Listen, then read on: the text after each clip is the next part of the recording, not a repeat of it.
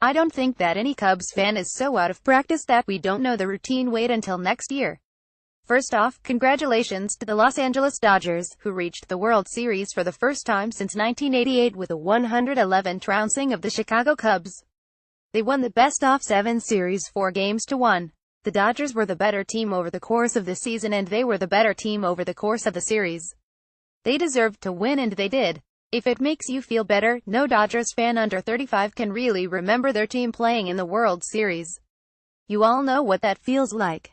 The recap of this one is going to be short. The Cubs needed Jose Quintana to come up big and for the Cubs hitters to solve Clayton Kershaw early. Neither happened. Quintana got hammered and was removed before retiring a batter in the third inning. Kike Hernandez, of all people, hit 3 home runs including a grand slam off Hector Rondon in the third inning. Pretty much everything that happened after the grand slam was meaningless. Meanwhile, the Cubs failed to do much of anything off of Kershaw until Kris Bryant hit a solo home run in the bottom of the fourth. That was the first hit that Kershaw allowed. The Cubs only scored 8 runs in this 5-game series. All of them were scored on 7 home runs. That kind of offense is a problem. I can't tell you whether that was the fault of the Cubs hitters, the Dodgers pitching and defense, or just bad luck. That's for the suits in the front office to figure out. But they won't win many series if the team is unable to put together a sustained rally. John Lackey came on to pitch for what was probably the final game of his career. His former catcher, Bengie Molina, tweeted out this fun fact. Did you guys know that Cody Bellinger was jumping around and celebrating our World Series championship in 0-2 at Angels as a kid with his dad Clay, and now he faces John Lackey, who won Game 7 that year while amazing baseball at TBS Network postseason. Bengie Molina at Benjamolina 1 October 20, 2017. Didn't ever realize Clay Bellinger was on the 2002 Angels. He had 1 at-bat in April and struck out. He played 1 inning of defense in another game without an AB. He spent the rest of the season in AAA. But that was an interesting bookend to Lackey's career.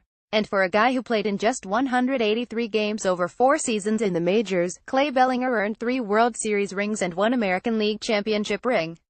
Repeating as world champions is hard. No team has done it this century, as the last team to do it were the 19,982,000 Yankees. The last National League team to return to the World Series 2 years in a row were the 20,082,009 Phillies. The last National League team to win back-to-back World Series were the 19,751,976 Reds. So that the Cubs did not repeat as world champions should not be a surprise to anyone. I've got to admit that this one hurts a little. But it's a really minor pain.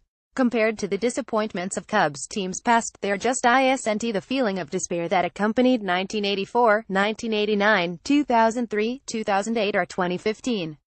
Or any other season one failed to mention.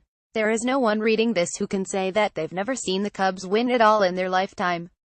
And don't tell me your newborn son has never seen the Cubs win. He doesn't care, and why aren't you changing his diaper instead? But I do feel bad for those who won't be back with the Cubs next season. Jake Arrieta is almost certain to leave as a free agent, and Wade Davis is more likely than not to leave. As mentioned earlier, Lackey is expected to retire. Others, no doubt, will be traded or released. It's the way of the game. I just wish the Cubs would have sent them out with a better game. The core of this team is still young and still strong.